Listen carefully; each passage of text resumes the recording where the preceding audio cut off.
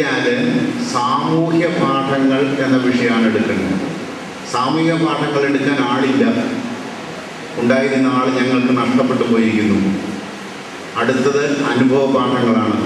അനുഭവ പാഠങ്ങൾ കൊണ്ട് കുറേ കാര്യങ്ങൾ നമുക്ക് മനസ്സിലാക്കിയെടുക്കാൻ പറ്റും, സംശയങ്ങൾ തീർക്കാൻ പറ്റും. ഞാൻ എടുക്കുന്നത് സാധാരണ എല്ലാ സംഗമങ്ങളിലും എടുത്തുകൊണ്ടിരിക്കുന്നത് അതിൻ്റെ പ്രാഥമിക പാഠങ്ങളാണ്. അതായത് കൃഷി ചെയ്യുന്നതിന് മുമ്പ് മണ്ണൊരുക്കേണ്ടതുണ്ട്.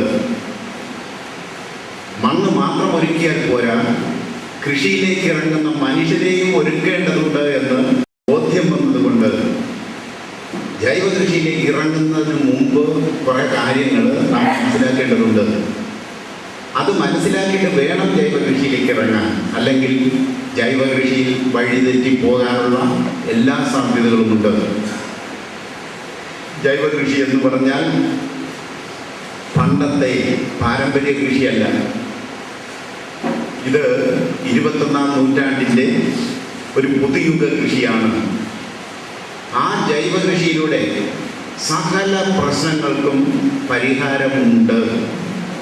കാരണം ജൈവ കൃഷി ഫോളോ ചെയ്യുന്നത് ഇക്കോളജി എന്ന് പറയുന്ന ശാസ്ത്രത്തെ ആധാരമാക്കിക്കൊണ്ടാണ്.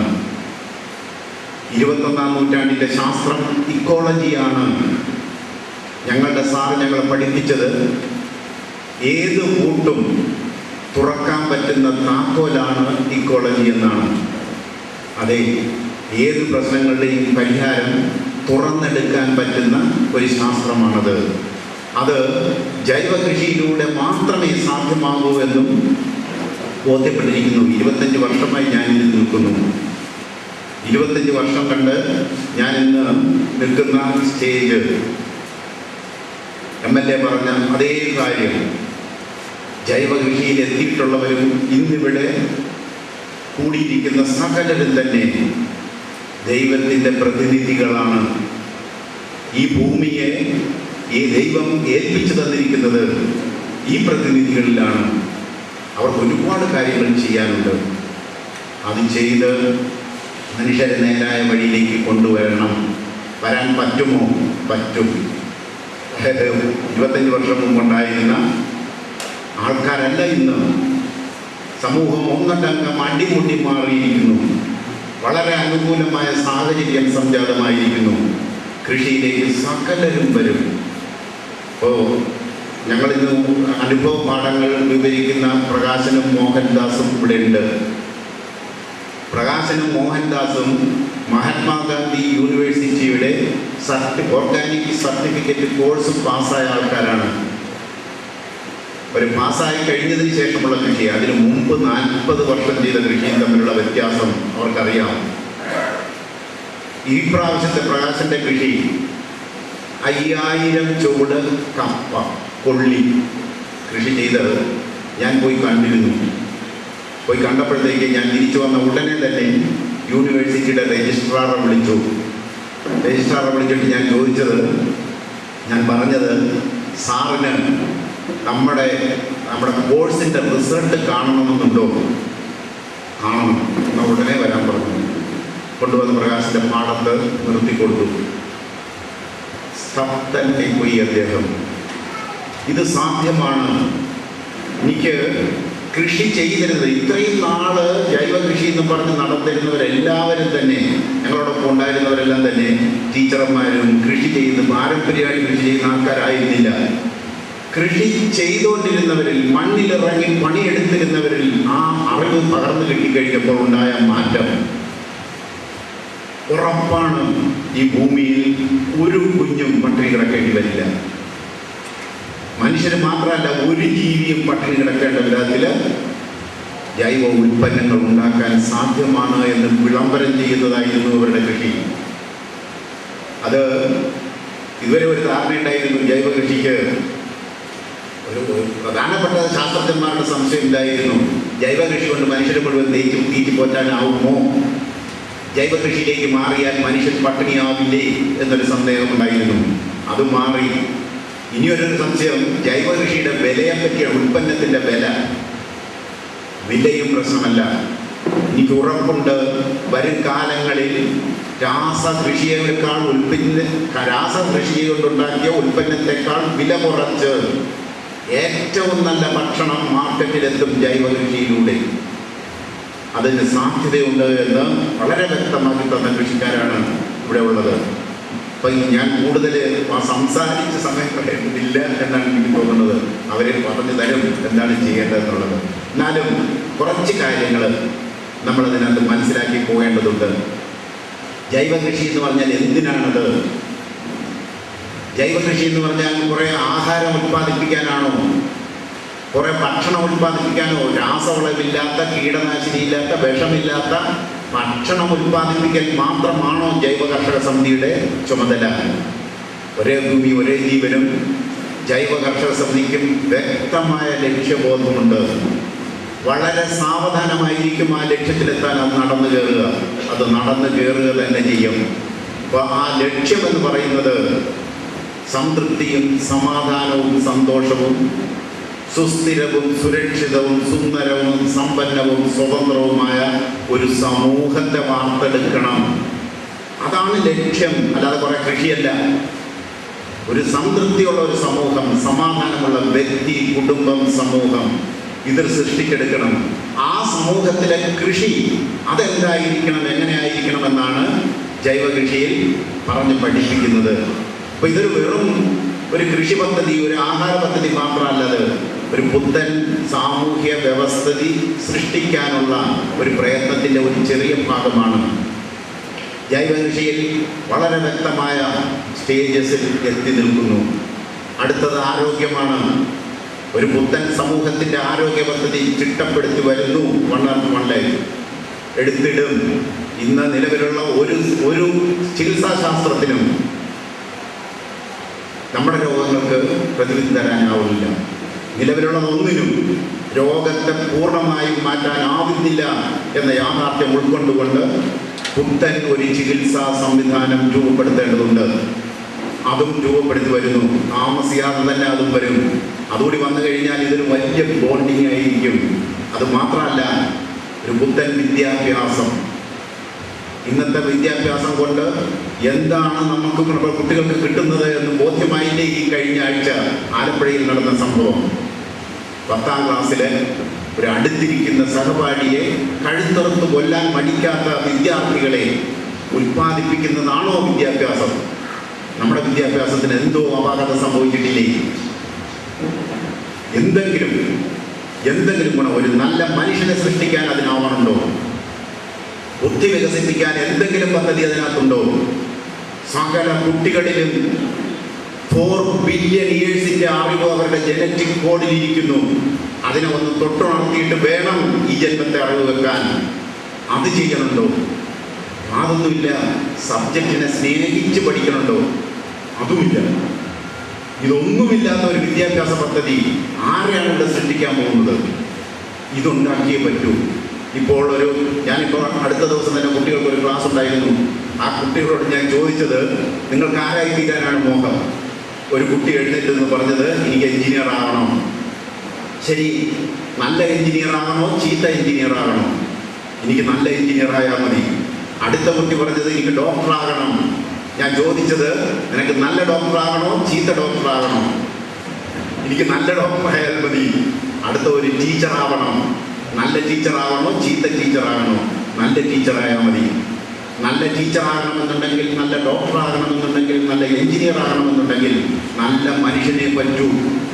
നല്ല മനുഷ്യരെ സൃഷ്ടിക്കാൻ പറ്റിയ ഒരു വിദ്യാഭ്യാസ പദ്ധതി നമുക്ക് കൂടിയേ കഴിയൂ. അതിനും നമ്മൾ പ്രയത്നിക്കേണ്ടതുണ്ട്.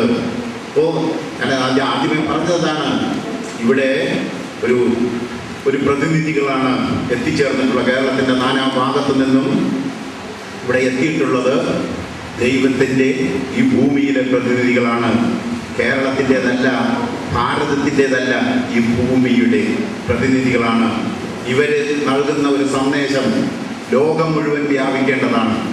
വ്യാപിക്കുമെന്നുള്ള കാര്യത്തിന് ആർക്കും സംശയം വേണ്ട. പടിപടിയായി നമ്മൾ ഒരു പുത്തൻ സംതൃപ്തിയുള്ള ഒരു സമൂഹത്തിലേക്ക് നീങ്ങിക്കൊണ്ടിരിക്കുന്നു. ഇത് ഒരു അടിസ്ഥാനപരമായി മനുഷ്യനെ മാറ്റിയെടുക്കാൻ കൃഷിയിലൂടെ അല്ലാതെ സാധ്യമല്ല എന്നും എനിക്ക് ബോധ്യപ്പെട്ടിട്ടുണ്ട്. മണ്ണിലിറങ്ങാതെ മനുഷ്യനെ മാറ്റിയെടുക്കാനാവില്ല. അടിസ്ഥാനപരമായ മാറ്റം മനുഷ്യരുണ്ടാക്കാൻ മണ്ണിലിറങ്ങി ജൈവ കൃഷി തന്നെ ചെയ്യണം. അല്ലാതെ വേറെ ഏതെങ്കിലും കൃഷി ചെയ്താൽ പോരാ, ജൈവ കൃഷി തന്നെ ചെയ്യണം. അപ്പോൾ നമുക്ക് മനസ്സിലാവൂ എന്താണ് ജൈവ കൃഷി, എന്താണ് മനുഷ്യൻ. യഥാർത്ഥ മനുഷ്യന് തെറ്റ് ചെയ്യാനാവില്ല. ഒരു മനുഷ്യന് തെറ്റ് ചെയ്യാനാവില്ല. മനുഷ്യൻ തെറ്റ് ചെയ്യുന്നുണ്ട് എങ്കിൽ അതിൻ്റെ കാരണം അവനെ പരുവപ്പെടുത്തിയതിൽ, വളർത്തിക്കൊണ്ടുവന്നതിൽ എന്തൊക്കെയോ വാഴപ്പഴ മുതിർന്ന തലമുറയ്ക്ക് പറ്റിപ്പോയിട്ടുണ്ട്. ഈ തിരുത്തൽ 5000 വർഷമായിട്ട് നമ്മൾ ചെയ്തുകൊണ്ടിരിക്കുന്ന തെറ്റായ ചില വിദ്യാഭ്യാസ പദ്ധതികൾ, പാഠ്യപദ്ധതികൾ മുഴുവൻ സമൂലം പൊട്ടച്ചു വാർത്ത് പ്രകൃതി നിയമങ്ങളിൽ അടിസ്ഥാനമാക്കിയുള്ള കൃഷിയും വിദ്യാഭ്യാസവും ആരോഗ്യ പദ്ധതിയും പാർപ്പിട പദ്ധതിയും തൊഴിലും നിയമങ്ങളും സകലതും ഉണ്ടാക്കിയെടുക്കേണ്ടതുണ്ട്. അതിൻ്റെ ആദ്യത്തെ ചുവട് നമ്മൾ കടന്നിരിക്കുന്നു എന്നാണ് ഈ 20ാം സംസ്ഥാന സമ്മേളനത്തിൽ എനിക്ക് പറയാനുള്ളത്. ജൈവ കൃഷി, എന്തിനാണ് ജൈവ കൃഷി? എന്തിനാണ് ജൈവ കൃഷി? എന്താണ് ജൈവ കൃഷി? എങ്ങനെയാണ് ജൈവ കൃഷി? ഈ 3 ഭാഗങ്ങളാണ് കൈകാര്യം ചെയ്യുക. സാധാരണഗതിയിൽ അതാണ് കൈകാര്യം ചെയ്യുക. എന്തിനാണ് ജൈവ കൃഷി എന്നുള്ളത്, ഇന്ന് മാർക്കറ്റിൽ നിന്ന് കിട്ടുന്നത് അത്രയും വിഷത്തിൽ കുളിപ്പിച്ചതാണ്. അരിയും ഗോതമ്പും പയറും പച്ചക്കറികളും പഴങ്ങളും പച്ചക്കറികളും പാലും മുട്ടയും മത്തി ഉൾപ്പെടെ സർവ്വതും വിഷത്തിൽ കുളിപ്പിച്ചതാണ്. സകല മരുന്നുകളും വിഷത്തിൽ കുളിപ്പിച്ചതാണ്. വിഷത്തിൽ കുളിപ്പിച്ച സകലതും, നമ്മൾ കുടിക്കുന്ന വെള്ളം വിഷമയമായിരിക്കുന്നു, ശ്വസിക്കുന്ന വായു വിഷമയമായിരിക്കുന്നു, സകലതും വിഷത്തിൽ കുളിപ്പിച്ചിരിക്കുന്നു. ഇതിനെല്ലാം പ്രതിവിധി വിഷമില്ലാത്ത പോഷക സമ്പുഷ്ടമായ ഭക്ഷണം നമുക്ക് കിട്ടിയേ പറ്റൂ. നമ്മളുടെ ശാരീരിക ആരോഗ്യം നിലനിർത്തണമെന്നുണ്ടെങ്കിൽ വിഷമില്ലാത്ത പോഷക സമ്പുഷ്ടമായ ഭക്ഷണം നമ്മൾക്ക് കിട്ടിയേ പറ്റൂ. അത് മാർക്കറ്റിൽ കിട്ടാനില്ല. എങ്കിലും ഇത് കൃഷി ചെയ്തുണ്ടാക്കിയേ പറ്റൂ.